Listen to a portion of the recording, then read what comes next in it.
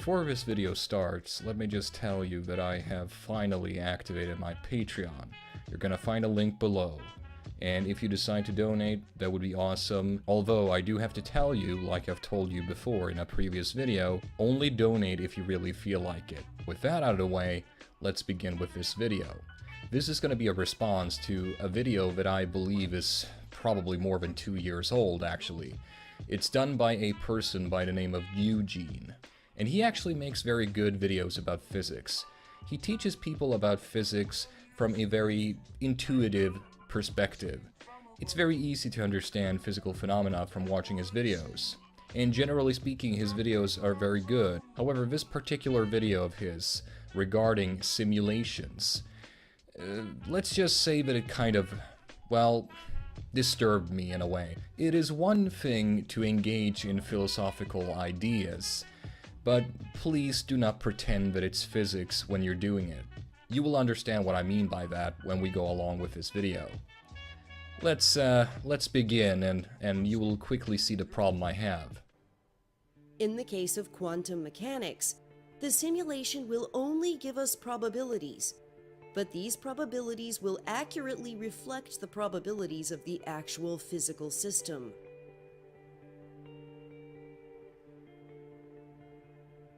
But what if the physical system being simulated is an entire human brain?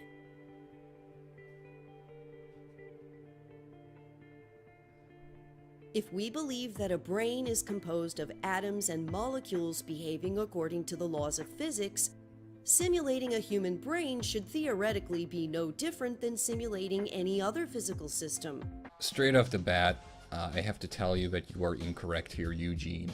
And this is coming from me, who is studying to be a chemist. Now, as you go along in this video, we will see that you will continue down this train of thought, which is very fallacious. You seem to not be aware of the fact that a system can be more than the sum of its parts. Yes, all matter, at least normal matter, is composed of atoms, but the chemical bonds between them form very complex chemical systems. And even though everything technically falls under the laws of physics, the expression by which they fall under cannot be determined by said physical laws, which is why we have the other natural sciences to begin with. Physics cannot explain everything. And unfortunately, when I point this out to a lot of physicists, they seem to be offended by it. Like it or not, Eugene, the laws of chemistry are just as important as the laws of physics, especially when we're talking about something as complex as sentience. Provided we had sufficient computing power.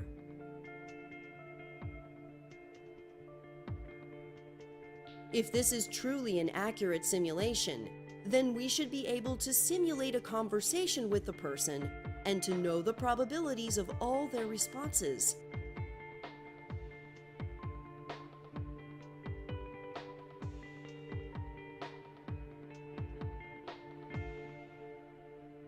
If we choose to simulate a conversation about the nature of consciousness, then just as a real person would insist that they are conscious and self-aware, the simulated brain would also make the exact same statements. I'm gonna have to ask you a question here, Eugene, and I've heard other people make these kinds of statements before, and every time they do, they always get into fallacious territory.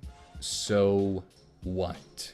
What I find interesting about thought experiments such as the Turing test, the idea that a computer can become complex enough to emulate human speech and emotions and expressions to such a degree that it could fool a human being in a conversation. It's a very interesting thought experiment, and I'm sure it will happen one day. I do believe that one day AI will be powerful to fool a human mind into thinking that it is another human mind. However, this does not mean that it is equal to a human mind. Let's say that I put you in a box, Eugene, and I perforate the top of the box so there are holes. Now, I don't tell you where I put you in the box. I could put you outside, or I could put you in a building. Now, in this thought experiment, you're gonna try and determine that the water that falls from the roof of your box for a week is rainwater Now, if I do decide to put you indoors, I will simulate perfectly what it would be to be outside. The point I'm making here, Eugene, is you would not be able to tell if it is truly rainwater falling down on your head in the box, or if it's simply just water from a tap. And yet, if you say it's rainwater and it's actually tap water, the water is not magically gonna change into rainwater just because you say so.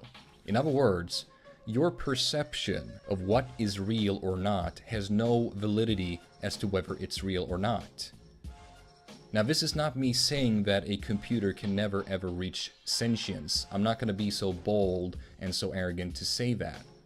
But I find it frankly silly of you to not see the fallacious logic behind what you're saying here.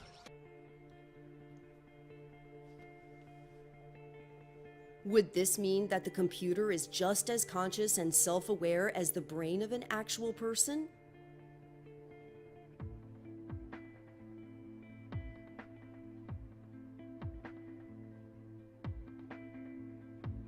What if this exact same simulation of the brain is not done on a computer, but all the calculations are instead done by hand with paper and pencil?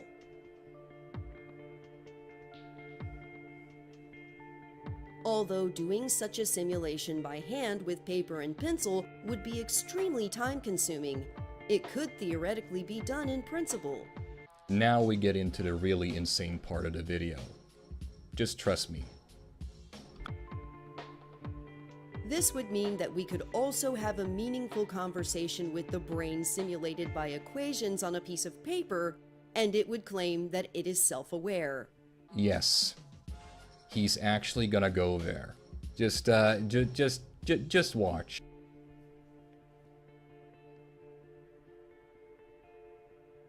Would this mean that the paper on which the equations are being written possesses consciousness?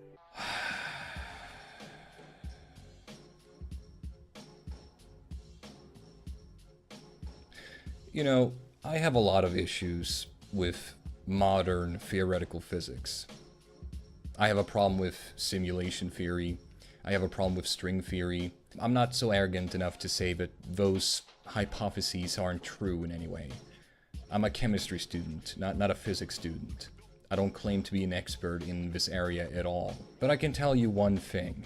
From what we know of the laws of physics that you hold dear, Eugene, a piece of paper cannot possess consciousness. Period. Do you know why? Because there are no electrons moving in the type of manner that would be needed to have consciousness. The only way we know for consciousness to arise in any way is within a brain of some kind. Maybe it's possible in a computer as well, but the point is, the only reason that it would be possible is because electrons can move in a certain way that gives rise to the consciousness. This is the only way we know to have consciousness in any way, and it's probably the only way we know that we could actually prove the existence of. Now, you can come up with very, very, very elaborate equations on a piece of paper. That is true. But you are operating on the paper. The paper never, ever operates back on you. The paper does not spit out the result. You do. The equations may be on the paper in terms of graphite or ink, but the computer processing it is actually you. So not only do you not have electrons moving about in a certain way that's needed to have consciousness on a fucking paper, but you don't even need to go into the actual physics of it to understand that it's just you imprinting your own consciousness on the paper. Do I really have to explain this, Eugene?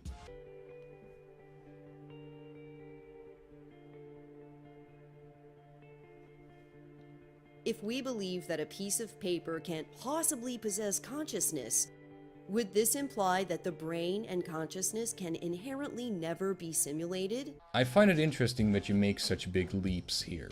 But of course, you don't seem to realize the fallacious logic that you previously used. These phenomena have essentially nothing to do with each other. Logically, what you're asking doesn't make sense. So let me give you an answer. Just because you can't simulate a consciousness on a paper, because it is physically impossible, it doesn't mean that you can't simulate a brain in a computer. Now, that being said, I am very, very, very doubtful that you can ever do that, because the way a human brain works is fundamentally different from how a computer works. But I'm willing to concede the possibility that it could be done, but it could never be done on a paper.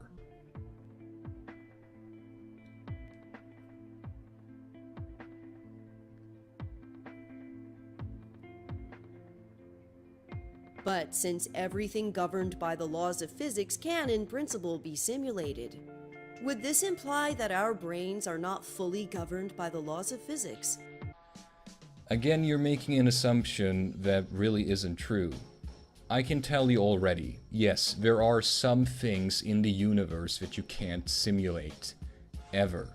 Other physicists have come to this conclusion too, based on the math. You could, for instance, never simulate most of the universe at the same time, because there just wouldn't be enough computing power to do so.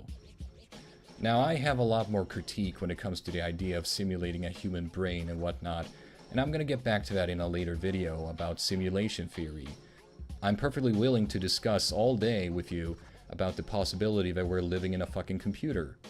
It's a fascinating concept. I don't think it's true, but I'm perfectly willing to discuss it, and I think it is something that needs to be discussed. But it is a philosophical discussion, not a scientific one. And trying to somehow argue that a piece of paper might be able to have a consciousness is definitely not physics. Now, I have to be honest with you folks, I honestly find it a bit worrying when you have a person who obviously is very knowledgeable about physics, honestly entertaining the idea that a piece of paper can have some kind of consciousness. This is insanity. It's not science in any way, and to try and present it in a scientific manner is inherently dishonest. Now, I wouldn't have so much of a problem with his video in the first place if he had just been honest from the get-go in the video that all of this would be a philosophical endeavor on the nature of simulation and consciousness. But no, instead Eugene decided to present this as a valid scientific question, and that kind of pisses me off. And trust me folks, I'm not done in any way with ripping into philosophy pretending to be science. And like I said before, I'm not a physicist, I'm not even a physics student, but I am a scientific student, and I do understand the nature of science. Well, that's it for this video folks, and I hope you enjoyed it.